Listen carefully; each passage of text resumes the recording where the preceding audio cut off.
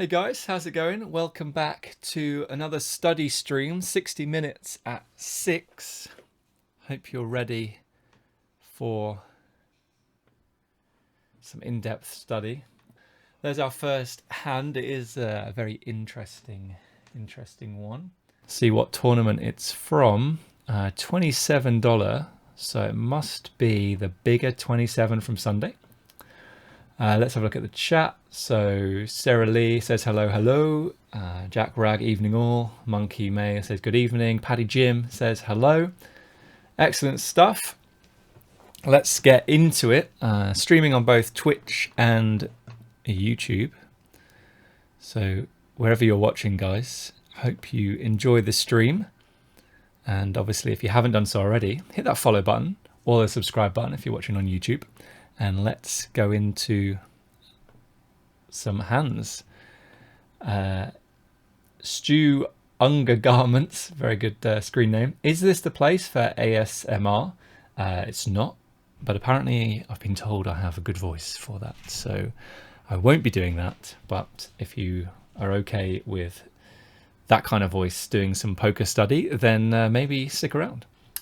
Ed on YouTube, evening guys, hope all well. All is well with me. Hope you're doing well as well.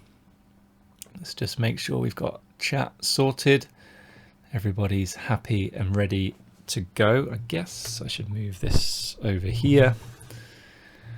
We did have a problem with the audio on Sunday for a little bit. So if the audio goes a bit funky, guys, then just let me know and I'll do my best to fix it.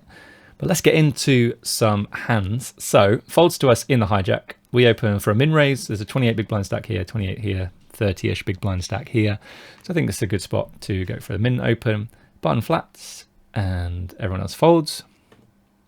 Flop comes ace 5-3.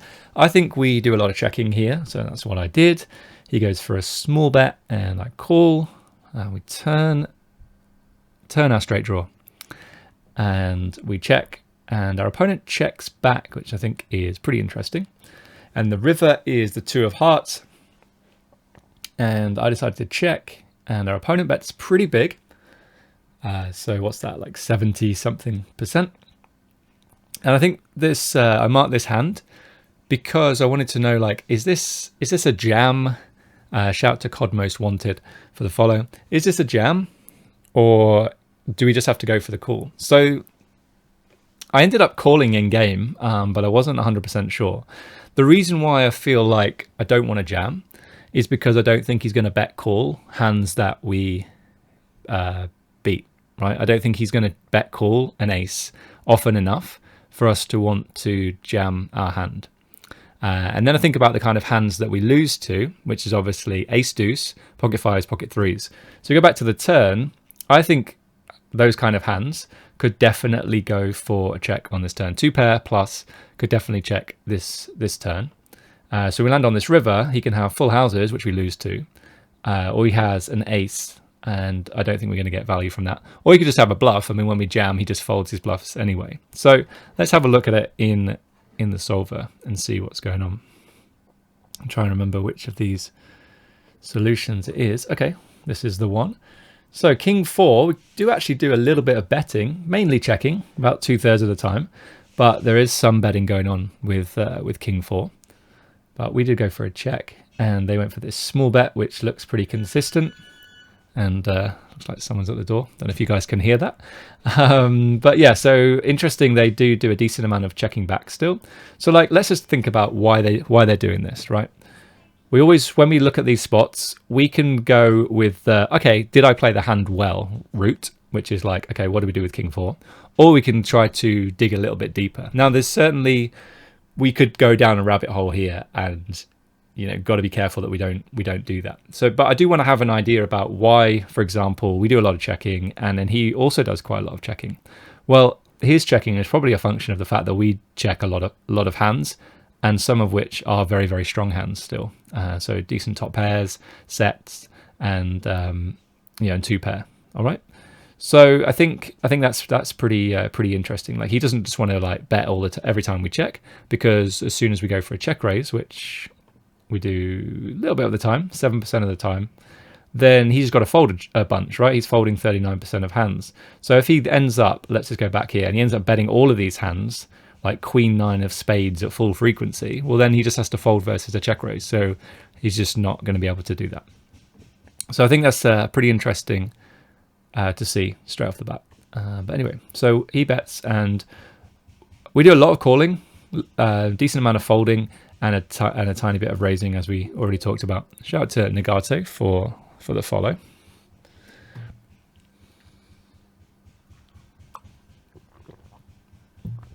Okay, and shout out to Jandro2712 also for the follow. So King 4 looks like a good call. We're calling all of like a lot of our ace-x hands here. Even hands as strong as ace 5 and ace 3. 5s and 3s getting raised. We don't block an ace, so that's pretty useful. Ban Revi, thanks for the follow. And we're continuing with flush draws. So you can see all of these suited hands just folding unless they're clubs. And then King Queen continues 2 high cards, but then a hand like King Jack needs to have the backdoor flush draw to continue. Evolution Retro Gaming, evening Gareth, how's it going, Lee? Good to see you. And also we've got some backdoor flush draws here, so we want to have like big cards and a backdoor flush draw to be able to call out a position here versus this this small bet. But yeah, always continuing with a pair and a draw of some kind. So we do call. And I've completely forgotten 2 of spades, of course.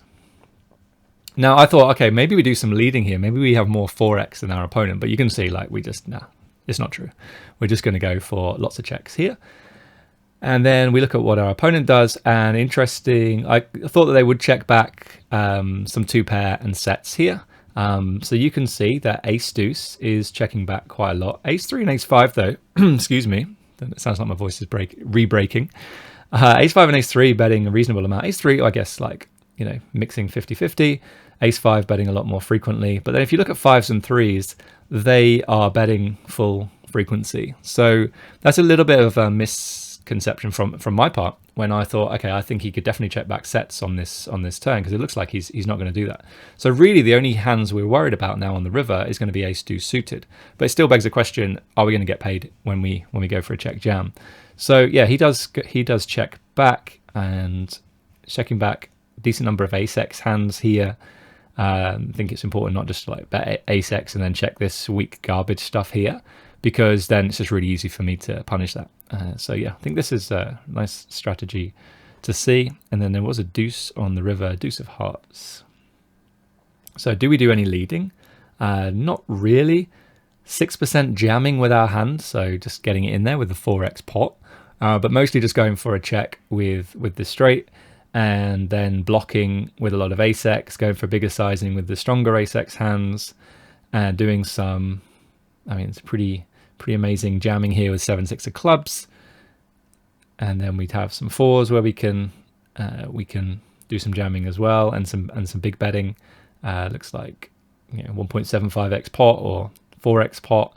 And let's have a look at some really strong hands. Pocket 5s, just going for a check. 3s going for a bet, reasonable amount. I think they wouldn't have taken this line, as you can see, like 3 of spades, 3 of clubs, and 3 of diamonds, 3 of clubs. Not doing the, wouldn't get to this point, to this action. I guess we check raised the flop a decent amount of the time as well with those hands. So yeah, Dr. Green 87, thanks for the follow. So yeah, it's pretty interesting to see. We're bluffing with clubs, and we're just for a block, which I think is pretty cool to see. What kind of hands are we trying to get to fold? I guess just some king highs that, you know, so if we're blocking like jack 9 of clubs, we can get these queen highs and king high hands to fold. Never trying to get an ace to fold. I hear that quite a lot. I'm like, I don't think you can get an ace to fold, so there's no point bluffing, right? But that's just not true. Like, think about his range. It's not just ace-x, right? It's other hands as well. So I think that's pretty good to see. I really like using the solver for this reason, to visualize what both ranges look like in a, you know, an equilibrium world with these specific parameters. So yeah, I think that's pretty cool. Anyway, so we checked, and then he went for this roughly 8 big blind bet, and you can see we just have a very easy jam now at this point. And we're going to do the same with 5s and with 4s, with quads, 3s if we have them, but we are going to be betting. We don't get to this juncture with too many 3s anyway in the first place, and we do actually get to check jam our best ace-x hands as well. And then some 2 pairs and straights and full houses down here too. So that's pretty interesting. What bluffs do we have? 6-5 is an interesting one. And then we've got some other bluffs in here, sort of these weak King X hands too. King 5 looks like a bluff as well. So that's yeah, pretty cool to see. What's he supposed to call though when we do jam? Well, that beats us. We beat that, ace 3.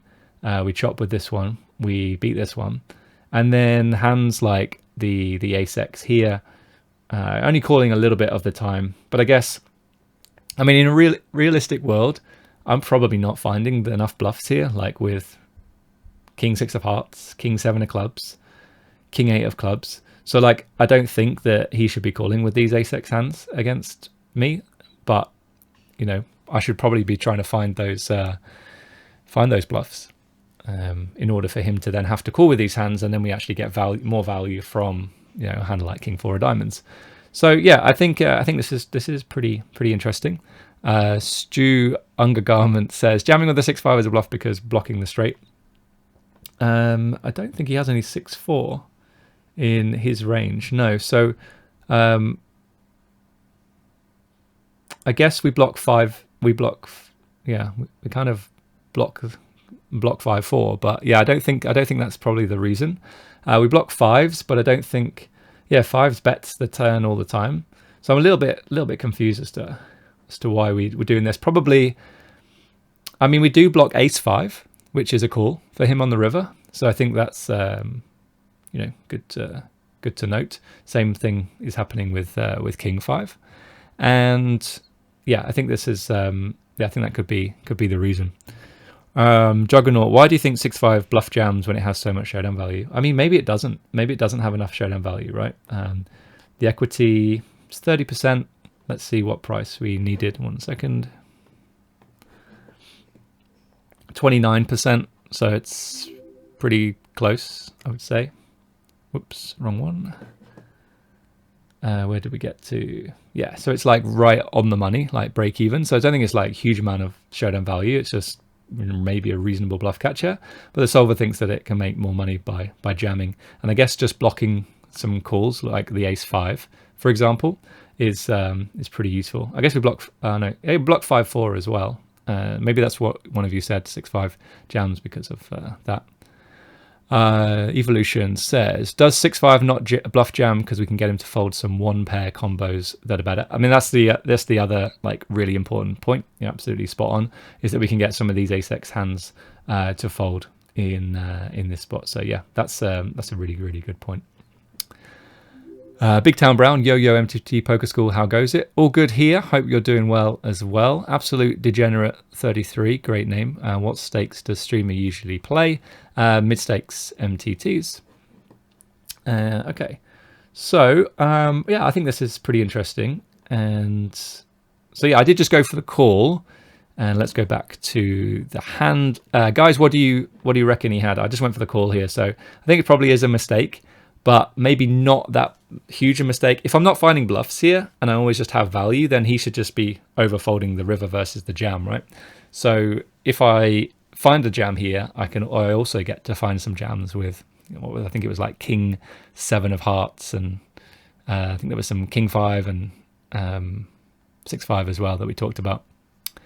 Paddy Jim's going for ace 10 suited, absolute generate ace 10, monkey may ace jack off. These are good guesses, guys. Big Town Brown, pocket 8s. Evolution, thin value with a weak ace X or mid pair. Cool. Okay, let's have a look. And anyone who voted for ace 10, especially ace 10 suited, Paddy Jim, straight in there. Fantastic. I don't know if you remember the hand, but if you didn't, then props to you. Great, great read. Okay, thanks for the follows, guys, as well. And yeah, let's move on to the next hand. Okay, FM Strategy, who I think is a reg, makes a min raise. We flat with 5-6 suited, and this is a pretty quick hand. He checks and we go for a big bet. And what I was wanting to look at here, shout out to Steelers11 for the follow. What what I wanted to look at here was, is this a spot where we do go for a big bet, or is it a small bet, or is it just a check? And you know, what's going on? Now, I would guess that when he checks, I mean, this board I feel like is probably better for his range. He has aces and kings. He has ace king. We might have a little bit of ace king, excuse me. But I don't think. He basically just has aces and kings and ace king when we don't have too many combos of those hands. We could have ace four. We could have pocket fours for sure. But I think he can have ace four and pocket fours as well. Like, it's not like we have any more of those combos than he does. So yeah, I think this board is just generally going to be better for him. If we have an ace, it's going to be somewhat weakish. It's certainly not going to be ace king. Might be ace queen, but a lot of all the suited weak aces here, we might have a weak offsuit ace x hand as well. So those are the sort of thoughts I've got here. So I think I want to say that our equity is going to be, like, he's going to have the equity advantage and the nut advantage in this spot. Which should mean that when he checks, we should either check or big bet. That was what I was thinking in game. So the reason why I marked it was to see if that's, you know, is that the case, or have I just got it completely wrong? So I did go for big bet, and he just folded straight away. From a logical point of view, we can certainly get better hands to fold straight away. I mean, think about what he's doing with his underpairs here versus a big bet. It's a really grim spot for him. And it's not like we don't really have like any equity at all. We can turn some draws, you know, flush draw or a straight draw. So it's not the end of the world in this spot. I guess it would be interesting, you know, if he had called, what do we do on different turn cards? So I guess, you know, we could have a look at that as well. So let's see. Okay, so let's have a look at him. So a decent amount of checking here. Equity-wise, 55 versus 45 before he checks. You see the kind of hands that he's going for a bet with, like some gut shots here, but some of them combo draws. Best ace x and two pair. Aces just goes for a check. Pocket fours goes for a bet. We've seen this very, very often. Bottom set, you know, betting because it completely unblocks the ace and the king that we could have to continue. And king x though, just go for a check. Not going to put money in with those hands. And then under pairs, top set, second set as well, doing a lot of checking. And then under pairs, mainly checking, perhaps betting somewhat, you know, delinearly. So like betting fives way more than queens, for example. Let's have a look at some of these questions in the chat. Stu Garments, tell us about the sizing. Or what do you mean? Not sure what you mean. Evolution Retro Gaming, are these hands from different MTTs or just the one? They're just 4 hands that I marked in Sunday session. So I guess if you want to know, let's see what tournament it is. This is $55 and it started 12.38. So that would be probably the bigger 55, the early edition, bigger 55. Okay, so let's have a look. Because you would have 3-bet ace queen and ace king at high frequency. Yeah, exactly. So just going to be a better board for him. I think he stripped of those hands because he flatted. Absolutely. Evolution Retro Gaming. Not sure I would bet big. Thought we would be betting smaller with villain having the range and nut advantage. I think it's more a case of, you know, when you play against the big blind and it's a spot where the equities actually run closer together and the big blind has the nut advantage, you often go for big bet and check. I think the same kind of thing is happening here, where he has the advantages, so we're not going to do that much betting, but when we do, we want to use a big size. Let's go back to it, but we haven't seen it yet. I mean, this is why we're here trying to work it out. Okay, so he just goes for a check, and then yeah, so like we don't do that much betting, right? But when we do bet, we go for this big size. So the equities change somewhat once he goes for the check. And in position, we have 46%, out of position 54. Let's have a look at nuts. Hope you guys can see this okay. So yeah, 2-pair plus. Let's just use this as an example. First, you can see that in position, we have 4.2% of our range, and he has 5.1. And you can see he has the ace, aces, kings, ace, king, ace 4 suited. Where we have a little bit of ace king off, but then ace 4 suited, tiny bit of king 4 suited, and pocket fours. Let's have a look. Evolution says, oh yeah, the patterns I remember is that when we want to do a lot of betting, we choose a smaller sizing and vice versa. Yeah. Yeah, so lots of things I think we've gone through there. So let's have a look at 6-5. Okay, so we luck boxed the big bet in this spot. We did find a spot where we are supposed to bet big with, you know, backdoor straight draw, backdoor flush draw, and certainly we can get like loads of better hands to fold in this spot. So I think this is yeah, looks reasonable. And then we're betting like high equity, like king X of heart hands with low kickers, betting our best ace X hands as well. 2 pair, we've got sets and some like flush draws and gut shots, just kind of similar to out of positions. Let's just go back. He was using a big sizing as well, which I think is interesting to see.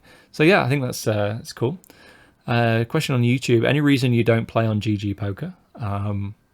I do sometimes, just off peak. There's not a great selection of tournaments, not as many as there are on Stars, so just tend to play on Stars. But if I play the evening schedule, say during Scoop or WCoop or any of the other series, then I will play on GG. So hope that answers your question. Okay, so we did find the big bet. I was trying to see if there's any sort of other patterns. TRICIA, cool, thanks for the follow. Let's just see like why we get to bet big, or like what we're trying to achieve. I always try to encourage you to think about this, like why do we, you know, what if we bet big here, why are we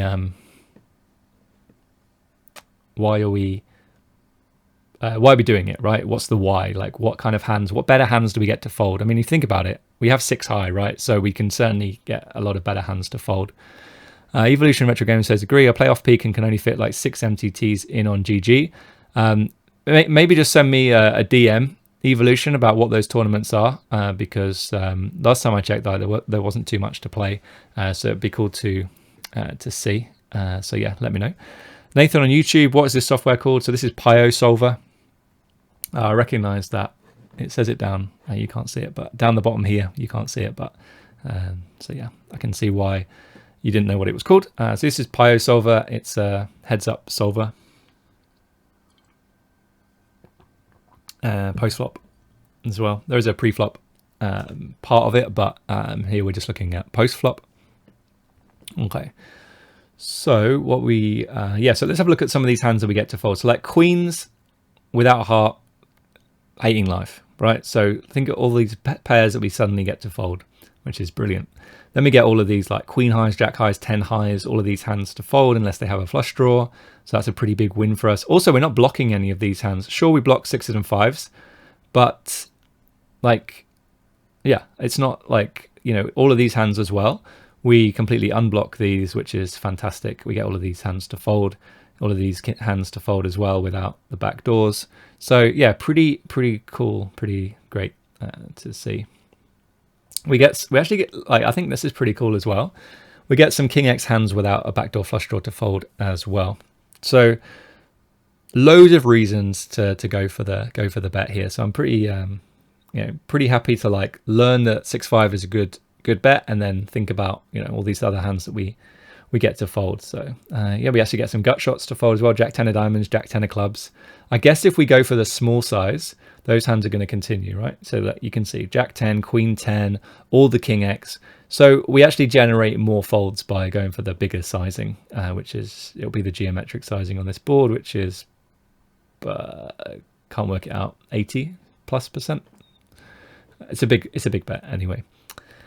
So yeah, I think that's great to see. Now we wanted to see, well, at least when it comes to study, I want to know, like, okay, when he calls, what are we doing on different turn cards? Because if we're getting all of these bad hands to fold now, it means that the kind of hands he continues with are going to be pretty strong, right? It's going to be like an ace, it's going to be a flush draw, combo draw, or king X with a backdoor flush draw, like those kind of hands.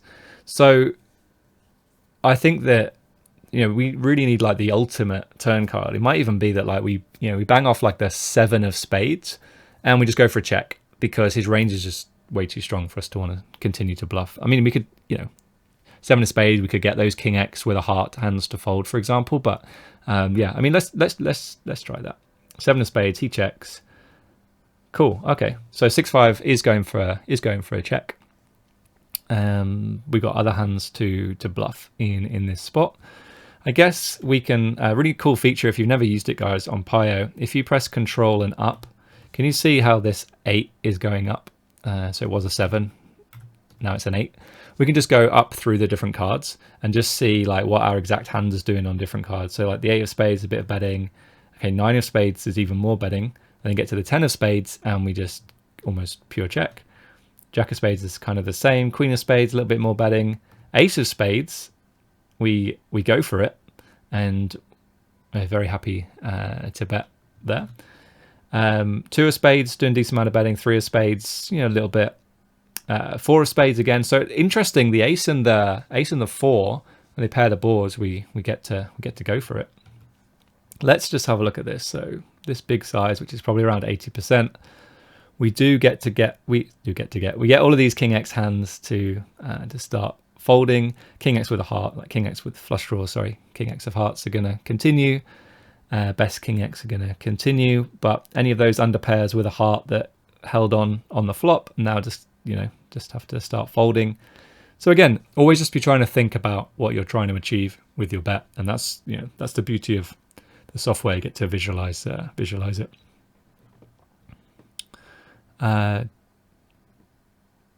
Question, what is he check raising, if at all? Against this big bet, doing a little bit of raising with, you can see some ace-9, ace-king, ace-queen, ace-4, and pocket fours, and then some gut shots in here as well. Some of them are combo draws, but yeah, not too much. So yeah, I think this is really cool to see. Let's try a different suit. So the way you do this, guys, is to rather than use the up and down arrow as you're holding control, you get to use the left and right. So if we move left, we suddenly go to the 4 of diamonds. I think going to go up so that we can go to hearts, I think is going to be much better. Let's have a look at some questions, and then we'll go through some of these cards. If a hand, for instance, ace-king suited, if the box is mostly grey, does that mean you have that hand at a low frequency at this point in the play? Yes, exactly. With the respective lines played up to this point. Yeah, exactly. So you can see that because there's quite a lot of it missing here, we just wouldn't have... we 3-bet this much, and we flat this amount here. It is normalized as well to make it slightly bigger. But yeah, it doesn't look like that changed it at all. So yeah, exactly. You've got it spot on. Stu Undergarments, probably the screen name of the year. Okay, so 5 of hearts then, check, and yeah, we're doing some small betting here. We can just cycle through again. So let's start with the 2 of hearts. Quite a lot of betting here. Yeah, a lot of betting. So hearts look pretty reasonable, even though like I was just thinking about like king X with a heart. And all those under pairs with a heart, well, they get to continue a reasonable amount here. I guess maybe that's why we go for a small size, because they're going to call anyway. So yeah, I'm just trying to think a little bit more about that. I think it's pretty interesting to see. But this looks like quite a lot of betting on a heart. I just want to go back to the spade.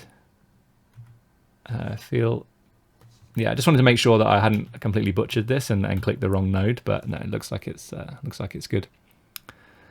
Jody on YouTube, how's it going? Good evening, sir. Hope you're well. Doing well, mate. Thanks for being here and checking out the stream. Hope you're doing well.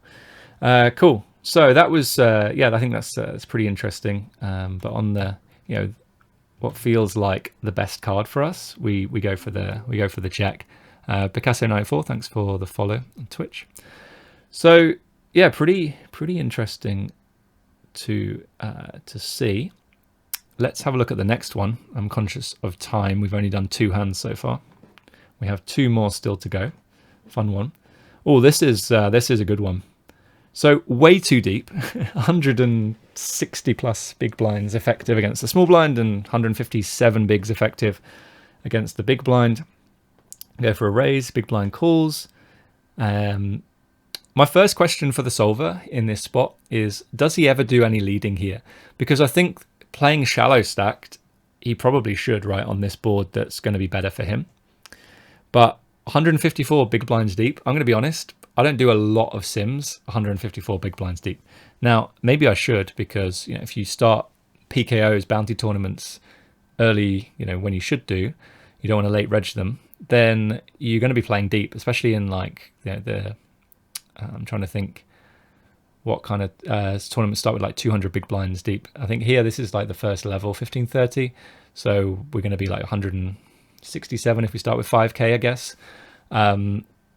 But yeah, I think so that's my first question as to when we play super deep like this, is he supposed to lead? And he didn't, but yeah, I think that's a good question to kick us off. My next question is, even though I was like looking at this in game, it's definitely an area of my game that is something to study, because I don't, as I said before, I don't play 155 big blinds deep very often. I mean, how many of us really do, unless we're playing cash games or we play, the first few levels of an online MTT. Now, normally, like vanilla tournaments, I won't register the tournament right at the start. I'll play like 60 big blinds and under. So very often coming in between 30 and 60 big blinds. If you get to re-enter, like re-entering then is I think it's absolutely fine. I wouldn't re-enter at that stage in a PKO or a bounty tournament. So just something to think about. So yeah, I honestly, the way I looked at it, I thought he's going to have much stronger hands on this board. I think this board is going to be better for him. So I wonder if we only get to bet like, I don't know, ace 4 of diamonds, ace 4 of spades, for example, and ace 4 of clubs, ace 4 of hearts are just going to go for a check. And is that the same with hands like king 4, queen 4, jack 4, 10 4? I imagine like a hand like 10-4 strikes me as a hand that, you can get some better hands to fold, right? Ace high, king high, queen high. Whereas ace 4, if you're getting king high and queen high to fold here, like it's not really doesn't really make too much sense. Deny a little bit of equity, but it's not, not amazing. So I wouldn't be surprised to see hands like 10-4 betting more frequently than ace 4 for those reasons. But yeah, so anyway, I'll show you the hand because it gets interesting. It escalates pretty quickly. We bet big, we get check raised, we call because we have a straight draw and an overcard. He bets half pot, which I think like the pot is now sufficiently big where he could probably use geometric sizing, and so he could bet like close to pot and then jam river for close to pot and put us in a horrible spot with, think about how many hands, that would hurt us with. So the fact that he's only gone half pot is great for us because it means that he's not going for the jugular and putting us in horrible spots. Like we get to like call half pot here, and then if we did have a bluff catcher we could call half pot. Now I say if we did have a bluff catcher, I mean we beat some hands, right? We beat 7-8, we beat diamonds, as long as he's not be pretty bad to call here and lose to ace 9 of diamonds, for example. But I actually don't think diamonds are going to be a good triple here, like a check raise and then bet turn and bet river. So I don't think he should be betting diamonds in this spot. But I do think like he could have some sort of 4x hand. I know, like king 4 of hearts. We could be ahead of that hand. So I don't think we should fold. Like I don't think we should snap fold. But I think we should just. I mean, I do fold, but like it's not going to be making too much money, and he's probably not going to find enough bluffs. But we talked about this on the stream that. Like what does he need to do if we assume that he doesn't bluff enough? What does he need to do in this spot to get us to fold our bluff catchers? Well, he just needs to bluff a lot, because then we're going to fold our bluff catchers and only get it, only call here with like 2 pair plus. You've got to be careful about getting into that like circular thinking kind of thing.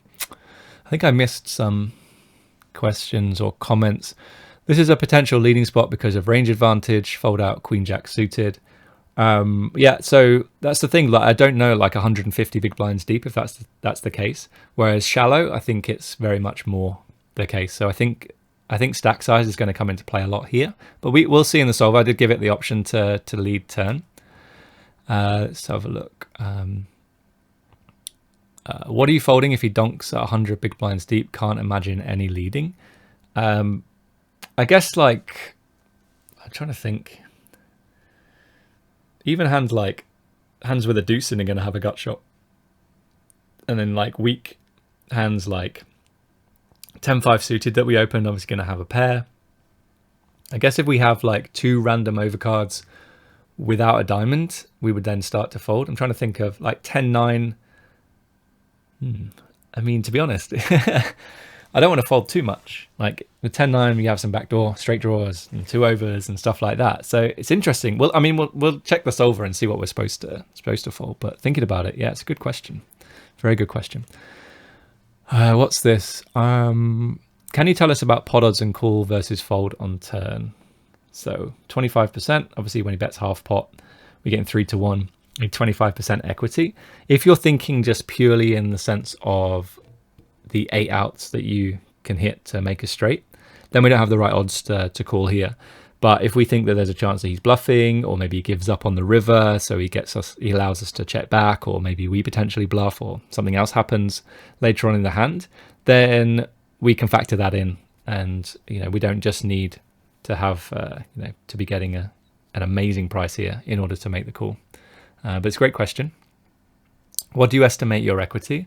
More than 25%, which is why I made the call. I mean, there's going to be some implied odds, but not many. I mean, sometimes you might hit 2 or 7 of diamonds and lose a reasonably big pot because he's been bluffing with a flush draw. Sometimes 2 or 7 comes off and he doesn't put any more money in. So there's not it's something else again to think about in terms of implied odds. Let's have a look. Jack Rag, let's see. Do you think players get giddy with so many big blinds? I mean, villain over bluffing. Yeah, sometimes. I think they do. And then I think that they chicken out on the river because it's so many big blinds. So I think that's something to look at. I feel like, I already sort of held my hand up and said, look, I'm not studying like 150 big blind spots. I don't see the efficiency, right? And when it comes to study, I want to study like 40, 30, 20 a lot more frequently, because that's what it's going to be like when you're deep into a tournament. So if I've not studied it, and I feel like I study quite a lot, this guy's probably not studied it. I don't recognize the screen name. So he's probably not studied it. So is he realistically going to find enough bluffs in this for this line, especially like if we land on the river with a bluff catcher, which is ace-4 of clubs is kind of close, I think, for his sizing. So yeah, those are things I would look at. On YouTube then, 003, or maybe loads of those 3. The further down the nodes we go, the less likely our opponent will be GTO. In my honest opinion, players bluff much less than solvers, so we can exploit them by overfolding. Yeah, so I think that is a fair comment. I think if you look at what the solver does and then think about the players in your games and whether they would ever find them, and if you feel like one of the better players in your game and you're not finding those bluffs, then firstly, you might not be one of the better players in your game. But also, like, the other players are not going to find them as well. We talked about this, though, circular thinking, like making sure that you do build out a really solid strategy. So you're not just like, it's not black and white, right? You don't go, oh, well, I've got a bluff catcher on the river, no one bluffs enough, so I'm just going to fold. Like, I think that's a poor way to approach it. And I think as you move up stakes, you're just going to get completely crushed because you just end up folding too much. But no, I think it's a fair comment. So yeah, let's have a look in the solver then. I can find the hand, not that one.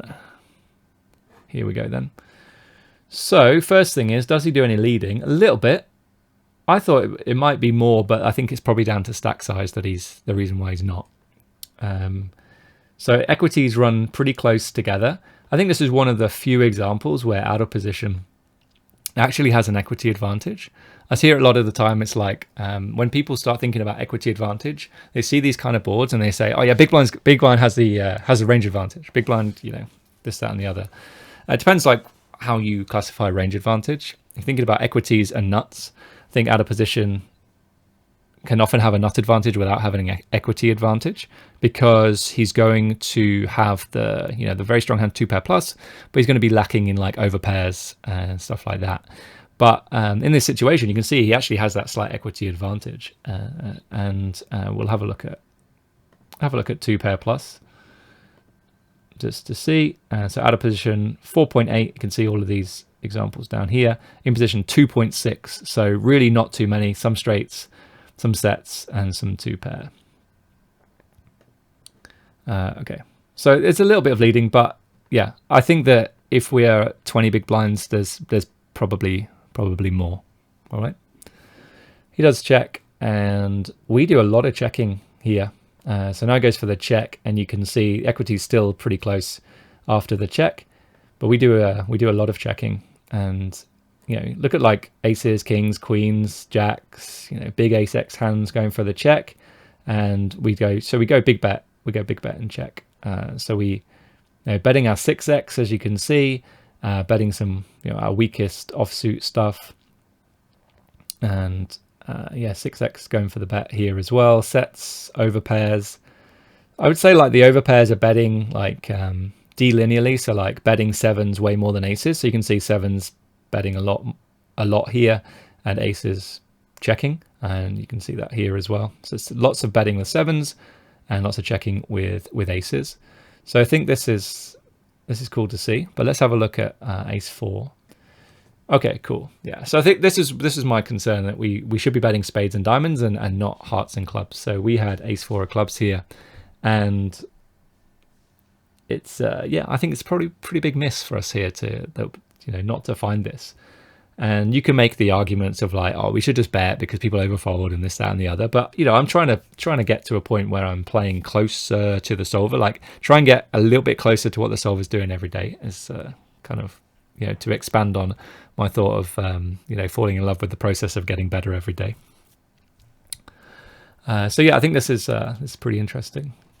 Okay, so we did bet, they raised, and we just have an easy call with ace 4. But you can see, like in the, I'll just do this, there shouldn't be any ace 4 of clubs and ace 4 of hearts hands in there now. So a pretty big miss from me, I think.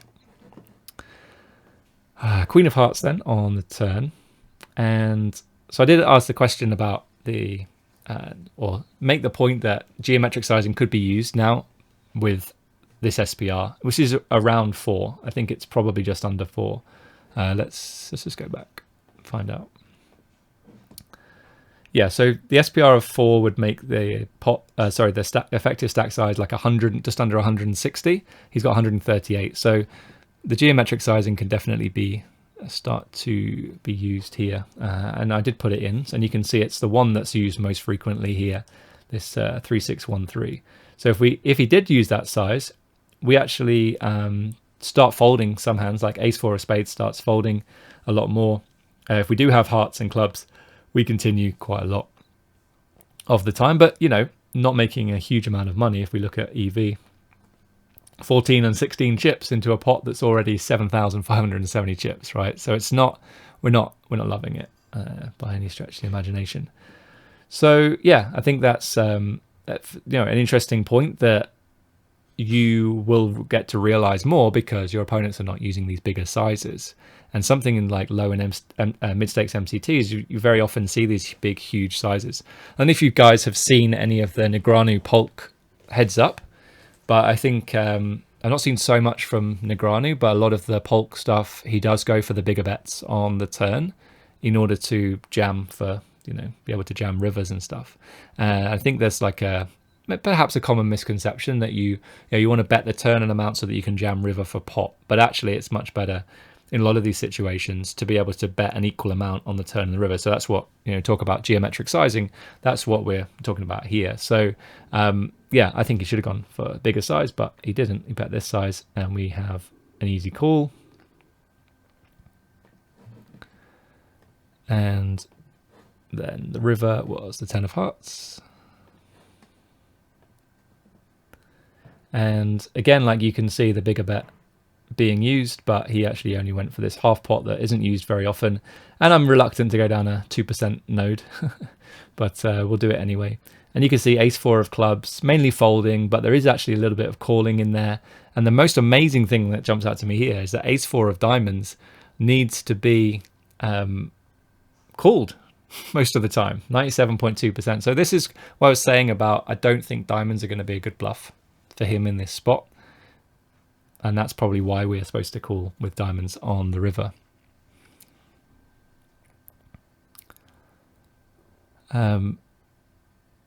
Let's have a look at some of these. I think I've missed quite a few comments here. I think people will triple barrel more with 100 big blinds plus. Not saying they should, especially at low stakes. I may be talking about myself. Okay, fair enough.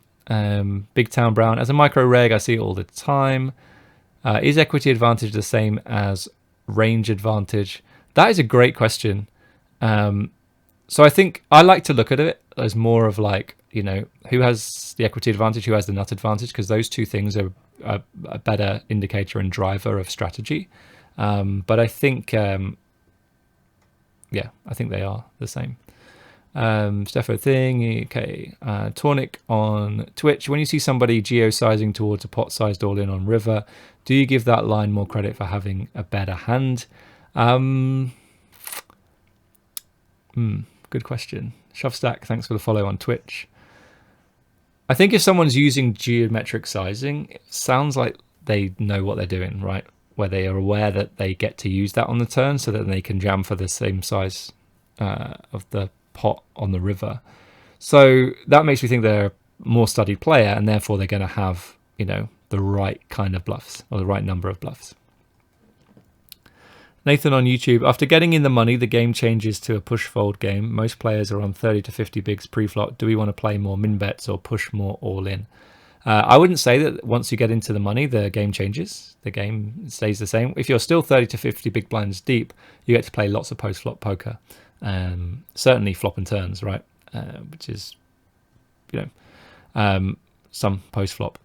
So yeah, I don't think we want to be doing too much push fold at that stage. You know, if you're short, then obviously you go into push fold. But yeah, 30-50 big blinds is not push fold for me. Tornik again on Twitch. Yeah, maybe it just means they're aware enough to be thinking ahead. Interesting, that may mean they have more competent bluffs. Yeah, this is my thoughts on it. You might think something different.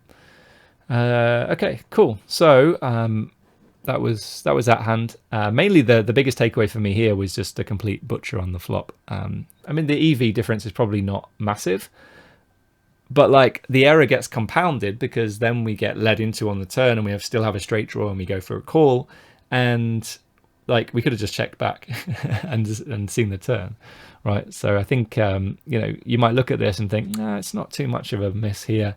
Like checking, like there's only like 2.2 chips in it, and the pot's already 657 chips. But actually, the error got compounded by the fact that we have enough to be able to continue, and then just completely brick, and suddenly, I mean, we did fold river. But yeah, we just lost like 40 big blinds here, and we could have just checked back, Queen of Hearts turn, played it somewhat differently, but we don't know what he had, so yep, we'll move on to the next hand. Actually, there was one little point I asked the question, or I had this like thinking out loud, where ace 4 would check more than like 10-4. So let's just see if that is actually a thing or not. Okay, yeah, okay, cool. So 10-4 is betting more frequently. 10-4 of hearts, 10-4 of clubs, betting more than ace 4 of hearts, ace 4 of clubs. In fact, all of them are 10 through to king. So I guess when we go for this big bet, we're getting these ace highs to fold, right? So when we bet ace 4, we're blocking some of the hands we want to fold, but also like we're getting, maybe not getting some better hands to fold. So yeah, I think that's pretty interesting. Whereas when we bet like 10-4, we can get some jack highs, queen highs, king highs, and ace highs to fold. Cool. That was just the final point on that hand. Okay, finally then, blind versus blind, super wide ranges. I go for a limp. He checks. We flop the world. I go for a big bet. So first question to the solver is this a big, well, I say big bet. It's not that big, 2.25 bigs. Is this a big-ish bet? I mean, the smallest bet we can make here is a min bet. So this is 2.25x bigger than that. But is this a spot where we get to bet this size, or is it a min bet, or is it a check? Like, what does the strategy look like? He calls on the turn. I think on the stream I said I feel like he has a lot more 8x. I'm not sure that we bet too many 8x on the flop for a big size. Like maybe we get to bet an 8 for a small size, but not so much for a big size. So I feel like the 8 is probably a better card for him, and we should do a decent amount of checking. So that's the second bet, is this a card to check after betting big on the flop? He goes for half pot, and I raised and he folded. And I immediately said, well, we already said that the 8's a better card for him, and now we suddenly want to put loads of chips in. Like, it's great when he does have an 8, but when he doesn't, you know, if he's thinking on a good level, he's going to go, okay, the 8's better for us, and he's still, like my opponent, that's us, still wants to check raise this turn. You know, suddenly he's going to start, you know, folding. So yeah, I'm not 100% sure. I like the fact that we don't block pretty much any of the board. Like obviously we block hands like Jack 10, 9-8, 9-7, Jack 9, stuff like that, like pair plus draw. But we don't block like most Jack X, 8X, and okay, 10 of clubs, but yeah, is what it is. Tricky Ace 12, thanks for the follow on Twitch. So yeah, let's have a look at the solver. I've used the pre-flop solutions for this, guys.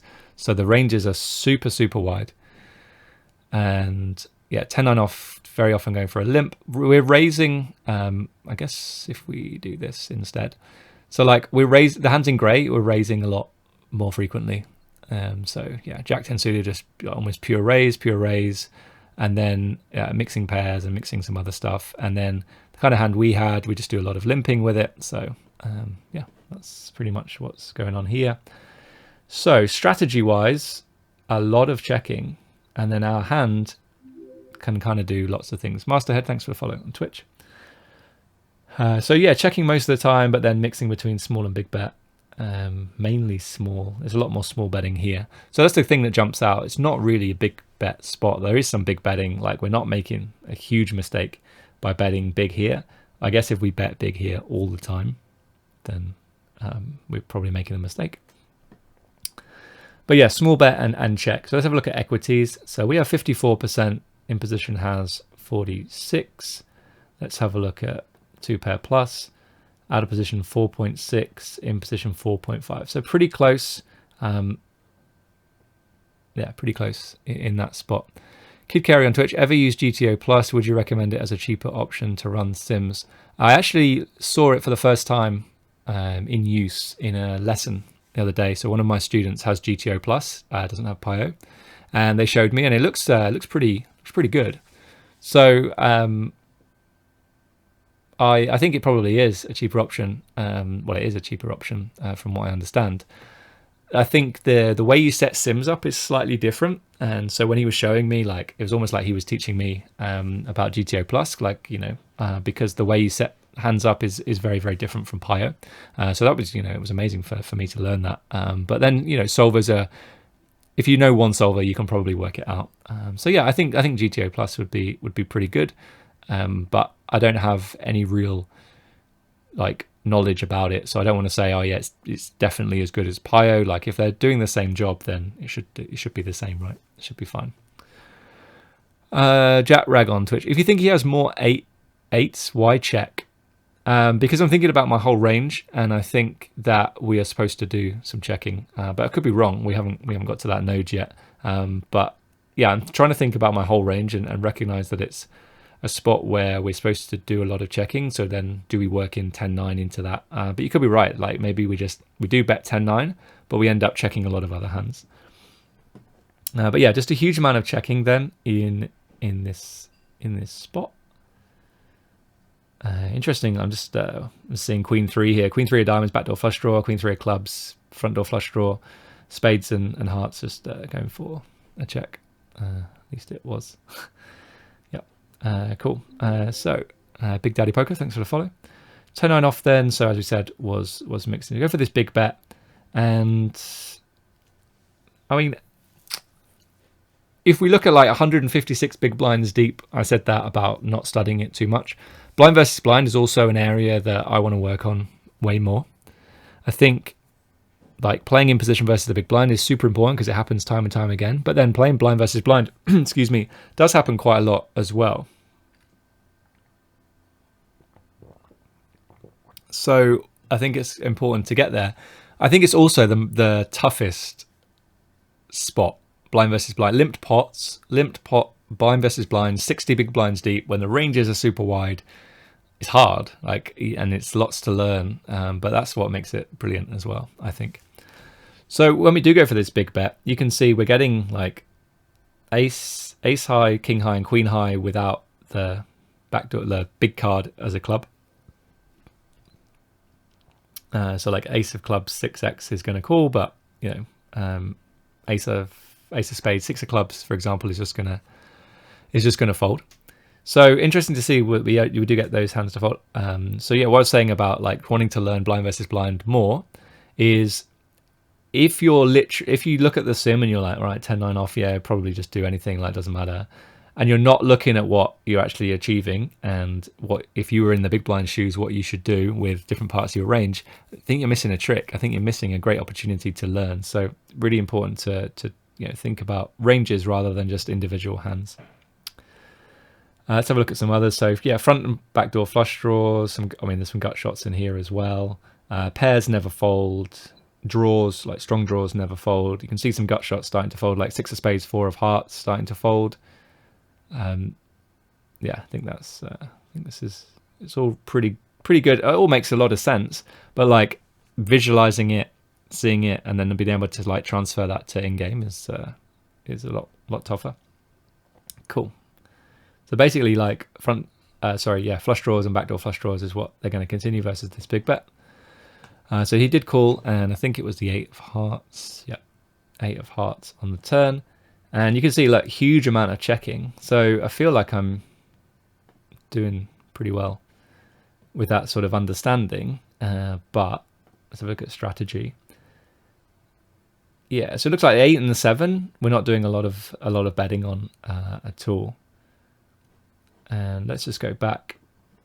Okay, in fact, if we pull up Range Explorer, we can have a look at second and third pair to see what we're doing. So we're just doing a huge amount of checking, right? And not using this big bet hardly at all. So that's why like the 8 is going to be better for him, because he's not folding any 8x to our bigger bet on the flop. But we don't even bet the big size with an 8. So that's why it's going to be better for him or her. Same thing with a 7. Like we sometimes do some small betting with these hands, but never a big bet. Okay, but let's have a look. 10-9 off. Our combo was, we did have a club, so let me just see what combo it was. 10 of clubs, 9 of spades. 10 of clubs, 9 of spades. So there is some betting. So we've got small bet, a big bet, and an over bet. And the over bet's the one that's happening, almost a third of the time.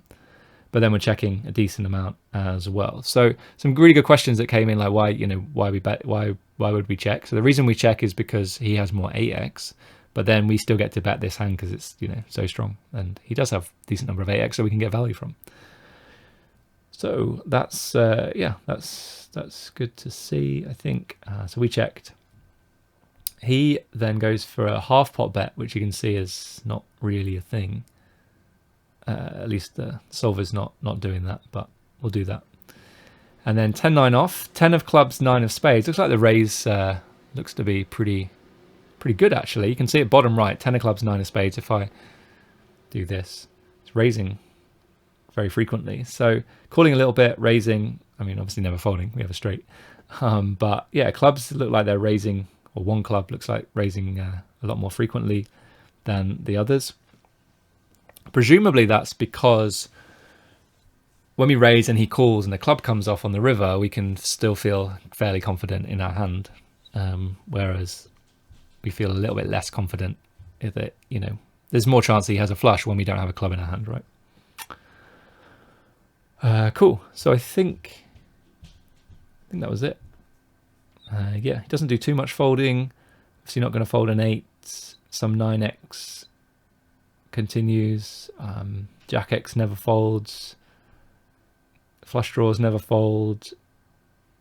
Yeah, so again, like just thinking about what we're actually getting value from, and it's not just like thinking that, okay, well, he has more 8x than us, so let's try and just get value from an 8. We're going to get value from lots of other hands as well. Cool. Okay. Let me just see. Stu on Twitch said, when you run a sim in PIO, do you have to designate the bet sizes for each treat, or does PIO decide on bet sizings? You have to put them in. So that's the something that's often discussed on social media, is like the limitations of solvers, right? They're not GTO, because true GTO would have infinite bet sizes, infinite raise sizes. Pre-flop would have infinite strategies like limping and raising 3.5x and raising 2x and all of these kind of things. So that's not, that's probably why we're never going to see true GTO in these, certainly in like 600 plus poker. But what we do have is, if we set up the parameters like, okay, at 20 big blinds, I only want to min raise, jam, or fold, then you'll be able to get pre-flop solutions that do that. And, or even if you wanted to add a limp at that stack depth as well, you could definitely do that. And then for post-flop, lots of different variables and parameters again, right? So there's like different, you can put different bet sizes in. The more RAM, the more memory your computer has, the more bet sizes you can put in. But like, how useful is that? The way I look at it now is, you could put like 4 or 5 bet sizes in, but if you're playing sub 40 big blind poker, you just really want to look at like a small, like, is it a small bet, big bet, or a check, or like a mix of everything kind of spot, or, or something else, like, and just so, if you can go for a small bet and a geometric sizing, that seems to be, I think, the best approach. And that's something that's consistent with like some of the GTO software that's out there. I'm not an affiliate to any of that software, apart from Simple GTO Trainer, where you can get 10% off. There's a link in the channel if you wanted to do that. I think we are going to do some Simple GTO Trainer stuff on Thursday. That seemed to go down pretty well last Thursday. So yeah, I think we'll do that again. I think it was good fun. Probably just focus on one specific spot like we did. We did big blind versus button, 20 big blinds deep, and we went through lots of cool spots. So yeah, so there's certainly some limitations, and the parameters, like, you have to set them all, and it's never going to give you true GTO. But if you're looking for patterns and learning, then I think it's brilliant, because you can put in like the sizes that are used in your games, like a small or a big bet. It might be like quarter pot and 70% or 2/3 or something, depending on the stack depth. That can be scalable depending on the stack size. So like, you could bet smaller when shallower and more when deeper. So when I say small bet, I'm not just saying like always bet third pot. Your small bet at 20 big blinds could be a min bet. Your small bet at 200 big blinds might be 30% or a third pot or something like that. Okay, cool. So I think hopefully that answered that question. If you haven't done so already and you're watching on Twitch, hit the follow button. If you're watching on YouTube, hit subscribe. If you're watching on Twitch and you didn't know about the YouTube channel with loads of free strategy videos and to watch the replay of these study streams, then go over to YouTube, youtube.com/MTTPOKERSCHOOL, and subscribe. And if you're watching on YouTube and you haven't seen the Twitch channel yet, go over to Twitch and hit follow. And I think that's going to wrap things up. Thanks for the kind comments in the chat, guys. Love that. And yeah, I'll see you again on Thursday for more. Till then, take care, and I'll see you soon. Bye-bye.